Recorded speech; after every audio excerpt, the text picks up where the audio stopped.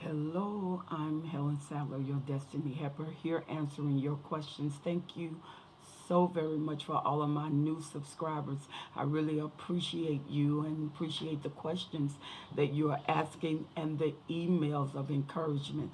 Thank you so much. I am so glad that these teachings are beneficial and you're finding strength in them because you're greater than you know and you're more powerful than what you have become. You can become greater and you will. When you are in a narcissistic relationship, it is very painful. It can be very confusing, especially those of you who are new and you wrote to me and said, I'm very new at this. I don't even know what I'm involved in. It's just a very, very different relationship. I can't get my footing. I can't get my strength. And then those of you who have been newly discarded, and you are saying the pain is seeming to grow, is growing, is hurting more. I blocked them, I blocked his media, I blocked the numbers, I don't answer the call when he texts me, I don't return the text, I stop Facebook searching, looking to see what he's doing, but the pain is growing, it is hurting.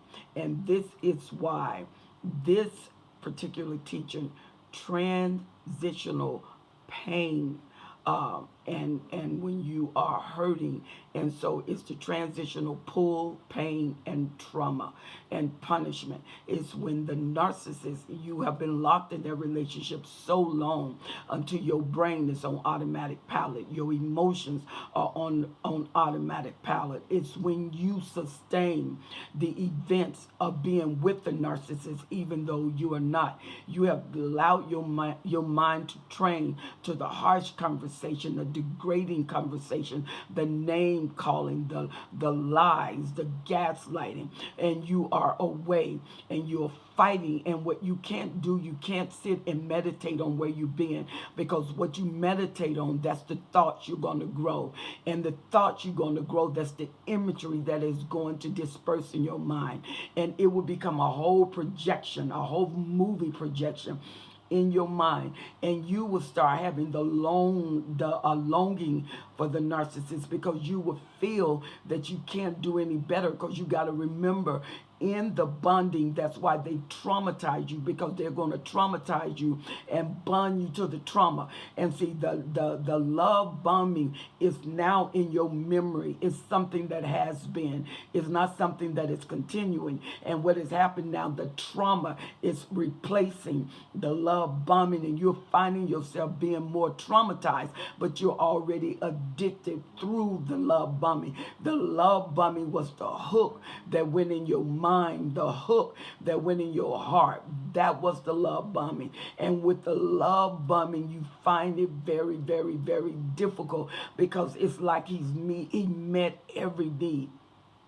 She was the perfect person that you thought of, that you wanted. He was the perfect one. And especially some of you who are dealing with a greater narcissist, when you're dealing with the cerebral narcissist, he holds out sexually, but he's in your mind. He pulls your mind. The love bombing is a cultivating of mind, a cultivating of desires, idolization of who you are, and get you into him to let you know he really care about you. And when you feel that intimacy, he hold off on the intimacy. So he seemed like the perfect gentleman. She seemed like the perfect woman, and they're not perfect. They're cerebral. They're in the thought processing. They're about the mind. They're about the intelligence, and they work your mind over, and they usually use the intimacy as a callus. And those of us who are Christian, we know that the body is God's temple. It's the temple of the Holy Spirit where God resides in you. And most of you that have met the narcissist, and the narcissist knows that you are a Christian, or they know that you go to church, they come at you in this religious forum and religious fashion. They get to know what you like religiously. They get to see how you worship. They get to understand your level of devotion. And the more you are devoted to God, the more they see they're going to turn that devotion, and all of that devotion will come to them. So they start off going to church. They start off encouraging you, and they start off praying. And especially if they're in leadership position or happen to be the pastor or the presiding prelate, and they pull you in, and they pull you in like they're caring. They may even pull you in like a father daughter, a father son, or like they really really care, or a mother daughter, and they're pulling you in, and it's this little on the inside of you that don't feel right, but you have no outward evidence. You don't see anything that's wrong. They seem to have all their duckies in order. They seem to really care. They're very empathetic, you think, with what you're going through. They're very knowledgeable. They give you all the time. They check on you several times a day. They call you on several times a day. The only thing is, within the first week, first 2 weeks, here come the great beautiful words, I love you. I never met anyone like you. And you bond to them. You release everything to them. And you got to remember, when you look up narcissism is a personality disorder. It's not an act. It's not something that they feel and it changes. It's not something that happened to them and they get over it. It is engraved in their personality, their persona. It is in their mind. It is in their core. It is where they operate out of. It is the culture, the atmospheric, the environmental them, and they're giving it to you, and they bring you into their world. And when they bring you into the world, their world have locks and bolts and chains and ropes and ties. It has shovels, it has dirt, because they're going to bury everything good about you. They're going to bury your dreams, bury your hopes. They're going to make sure they're so deep until they're deep as a dead body, and it will die. And so you got to make sure that when you recognize what it is that you're dealing with, or you can see something that is awkward, and you need to build your mind up, you need to build your emotions up, you need to take a hold of your emotion. You have to manage your emotion. Usually, when we find something we like and we can identify with it, and it identify with us, we usually let go our emotion. We go immediately to the trust zone, because it's so difficult to find someone who cares for you and someone that you can care for, and you feel so free. And the narcissists make you feel so free, like you can trust them. They ask so many questions. You thinking they're asking the questions so they can get involved in your life and know about your life and care about your life. They're asking those questions to get information, because later the trauma is going to happen. And in that relationship, you start being traumatized in that relationship. And believe it, when you take and put enough pressure on a person's emotions, and they love you, what they think they love you, they're scratching for more, they're wanting more, and then eventually you find you just don't love the narcissist. You are addicted.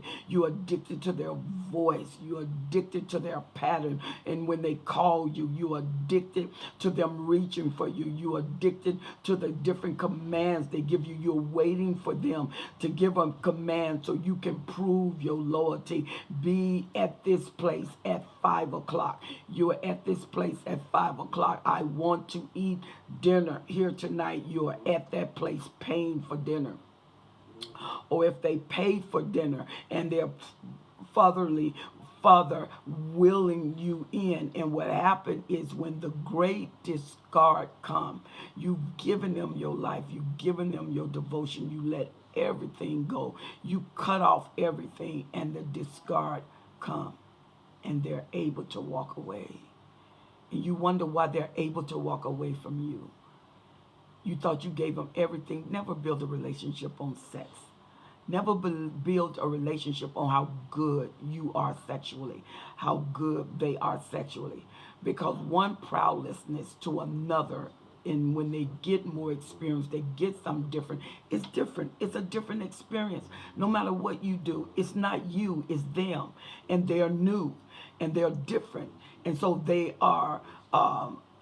excited about the difference, and they are very, very, very, very charismatic with that difference. They are loyal with that difference at that time. You got to remember how narcissists view time. We're going to do a study on the narcissist and time, and we're going to talk about it, because the narcissist may view time different than you view time. And a greater narcissist or a cerebral narcissist master the exact time. They have everything written down. They're orchestrated, they're organized, they're not chaotic. They're chaotic in their mind, but they're very orchestrated in how they handle you with the other supply. 9 times out of 10, your narcissist is not faithful. The cerebral narcissist is not even faithful. They don't sleep around, a lot of them, because they're not interested in sex. They're interested in mental, psychological torment.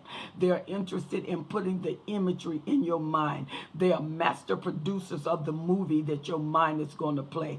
They're going to make sure that the projection of imagery that they want in your mind is there in your mind. It is patterned in your mind. It becomes the environment of your mind. It becomes the atmosphere of your mind. And soon your mind becomes the culture for your life.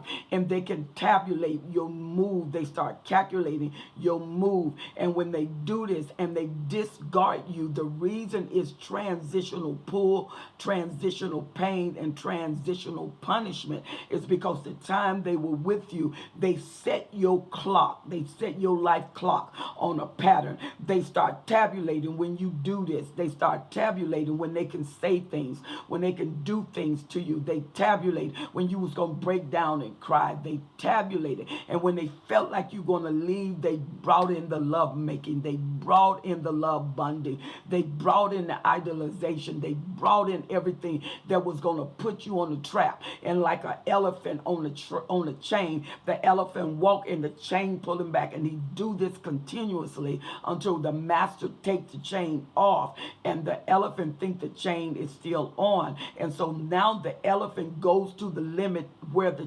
chain was, and in his brain he doesn't go any further. He's now trained to that limitation, even though the instrument used to have patterned that limitation has been taken off. And your instrument is your relationship with the narcissist. And now you're in a transitional stage. You have transitioned from the life with the narcissist to your life of where you're going. And nothing is solid, nothing is rooted, and you have newly discarded. Your love is strong, and you used to doing things on a daily basis, but you're used to doing it with the narcissist, and you're not doing it with the narcissist anymore. You're doing it without him. You'll pattern it as if he's there. All of the emotions that he set, you're still having. You're crying every day. You're looking out the window. You're looking at the phone. You're looking at your text. You're looking at Facebook. You're hoping he call. You pull away. You promise yourself you're not going to do it. You look at where he is, and you look at all of his flying monkeys. If you know anybody close to him, then you go the avenue, anything to connect with that narcissist. You must disconnect. You must now invest in yourself. And the way you do that, the main thing you can do, when you get a book, no one can stop you from reading. You can read any encouraging book. Those of you who are Christians, get your Bible, study your Bible, look up the words that jump out at you. If you read Romans, and free indeed, a free jump out at you. Study the word free. Go to the etymology of the word, and you can put that in there, the etymology. Go to Google. See the etymology of the word free. Separate the word, because freedom means free dominion. You're free to have dominion. You're free to walk in authority. You're free to get your life back. You are free to dream again. You're free to imagine again. You're doing this without the narcissist sucking fuel out of you, draining you of energy, draining you of ambition, draining you of power, draining you of your very life. Even if you have a child with the narcissist, you can begin to strategize to live. You can begin to strategize to come up and develop your life. Go back to school if you have to. If the narcissist does not allow it, get books. Read, read, read, read. Your mind will gain strength. Your will will gain strength. Once your will gains strength, that's the motivational part of you. It's the mobile part of you. It's the movement part of you. Your will moves you to action. When your will is strong, it will move you to action. It will move you to get over the pain of the discard. Because why sit here and die when life goes on? 9 times out of 10, when you got discarded, he had already had his new supply laid out and hooked. The narcissist don't let you go till he hook that new supply. When he hooked that new supply, they're online. They got him. He got him. She got him. They're doing what they want them to do. They're breaking down and they're believing that they found Miss Right, Mr. Right. And they will leave. Even the married narcissist. Being married doesn't keep them faithful. Being married doesn't keep them from getting new supply. Being married doesn't keep them from discarding you. No, being married gave them the right they feel to own you, because once a narcissist is connected with you, the narcissist feel that you belong to them, and once you sleep with them, they may verbally say that you are mine now, and so they feel like you belong to them. You must build a pattern of getting your life back. You must build trails that you walk on, and each trail that you journey on a daily basis is going to give strength to your mind, and strength to your body, and strength to your will, and strength to your imagery, and strength to your dreams, and strength to your ambition, and strength to your goals. You must build that up again. When you are in transition of pain, pain lets you know something is out of order. When nothing is out of order, the body does not have pain. The body only has pain when something is wrong. And the body says, you need to tend to me. You need to take care of me. Something in me is out of order. So let me target this and give you pain, so this pain can move you to take care of what is wrong. When the narcissist transition you out, the narcissist knows in his mind that you are addicted. The narcissist knows in his mind that you're going to look for them. The narcissist knows in his mind your body is going to long for him, your time is going to long for him, your mind is going to long for, your dream is going to long for. Everything and every part of you will long for that narcissist. You have to be stronger than the longing that's in your life, and you have to build your life up. Yes, it's work. Yes, you have to go against the grain. Yes, it's like tearing muscles when you're exercising from one place to another place. Yes, but you can do it. And yes, you have to do it. You have to be strong. What do you want? How many years have you been in it? 10 years? What were your goals 10 years ago? 40 years? What were your goals 40 years? If you, for the longer you stay with the narcissist, the deeper the training, the more it's going to take to go into those roots and dig that stuff up, because you've been with a narcissist most of your life. Most of your life you've been with them, and some of you, you've been with the narcissist more than you've lived. If you've been with the narcissist for 38 years, well, when you met him, you was only 20 years old, so your whole life has been patterned after the narcissist, and it's what he says, and you don't know any other life but the life he say exists, and you're finding out now that you're getting out, now that you're going around, you're finding that life is huge, it's big, but you got to have a plan of entering, of obtaining, of processing it. You have to have a plan of dominion. You can't walk into the bigness of a thing that has been there, developed, rooted, and not have a plan. Your plan failed when? How long ago? How long ago? But you can get up again. You can rise up again. You don't have to cry every night. You don't have to cry. You say, but I don't know where he is. You don't have to cry because wherever he is, when he comes back, she's crying. When your narcissists leave and they come back, that supply is crying. More than likely, especially when they leave and come back. Now, they are building that supply. They usually stay. They may take a trip, tell you they take a trip for some business or whatever. Not. And then they come back. They are getting that supply deeply connected. They're imprisoning their supply. All new supply are imprisoned. There's no such thing as free, liberated supply with a narcissist. All supply are in prison cells, and the narcissist has the key. And what they cannot put in a prison cell, they discard. They put it away immediately because when the narcissists look for what is to assist them in their fuel intake, it has to be someone that they can inflict the greatest amount of pain on. The greatest amount of pain that the narcissist can inflict upon you, the more fuel they get, the more strength they get, the more encouraged they are, the younger they look, the more energetic they are, because your youth is transferred. That's why when you are with a narcissist, you may notice you're starting to look older, you're starting to look drained. Come on, and the narcissists look good. They're starting to look younger. They're starting to get more energy. They didn't have energy when they met you, but now they got all of this energy.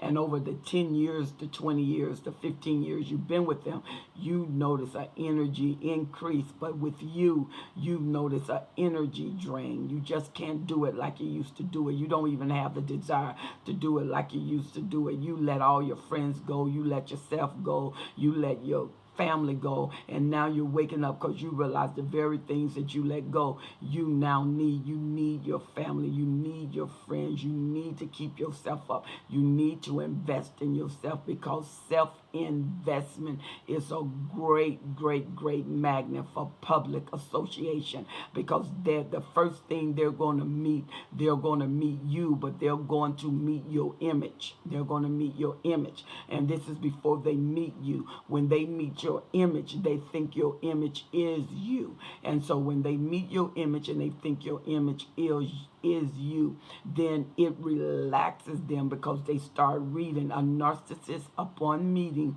upon introduction, goes to the heart. They seek to get in deeper, to learn you, and that's why they use social media, and they use it very well. Narcissists are usually very good at social media, or they have a great flying monkey that is good at social media. And social media, when you're on there, people have a tendency to tell all of their business on social media. Why would you do that? Why would you tell all your business in a place that you don't even know these people? You don't know where they are in their relationship. And especially if you've been dealing with a narcissist for a while, you know their potential to pain. And so you are very wise in dealing with the narcissist. What do I do when the narcissist discard me? But being away from him causes me pain. It injures you. It breaks your heart. Because you can't be without your narcissist. It's like your heartbeat. They've interweaving themselves throughout your relationship, throughout your time, throughout your dream. There's no place now you can't find them. But you want to find yourself. Your pain is great because your mind is there. Wherever as a man thinketh in his heart, so is he. That's the Bible. When you think in your heart, that is the deep part of you. And you think about that narcissist, you give your thoughts over to them. You, even though they're not there, You give your mind over to them, even though they're not there. They know you on automatic pilot.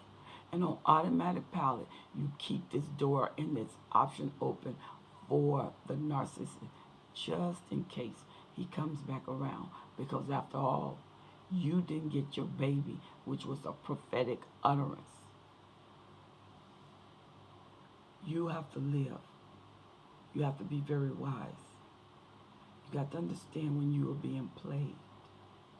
You have to understand when it's no longer about you. It's about them.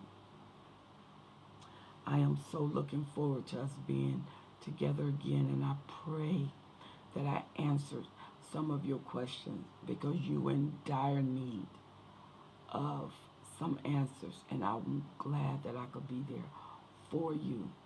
I'm glad I can be there for you. You have an opportunity now that he's discarded. He's discarded you. You have an opportunity now to be great in God and to do it without fail. I will see you all the next time that I do this YouTube. Now, if you have not subscribed to my YouTube channel, please take the time to do that now. Subscribe to my YouTube channel under Helen Sattler, Destiny Helper. Helen Sattler, your destiny helper. It would be an honor and it would be a privilege. And I pray that you will continue sending me your emails and your questions, and know that you can reprieve from this. You can gain strength from this. When you've been discarded, it's your time to build. It's your time to sanction. It's your time to rise up. It's your time to grow. It's your time to invest in you. One of the greatest commodities under God is you. That's why he used Jesus Christ, the Word of God, to create you, God's specimen, unique and ready for use when you've been with him. Even the narcissists recognize your power. That's what drew them to you. Now you got to recognize your power and sustain that power, grow that power, increase that power. The Bible said we wrestle not against flesh and blood, but against principalities and powers, against the rulers of the darkness of this world, against spiritual wickedness in high places. Narcissism can elevate. It can increase. It goes higher. It never, ever stays there. And you can too. You can go higher, and you don't ever have to stay there. You settle once, do not settle twice. You are greater. You are mightier, and you are a fortress.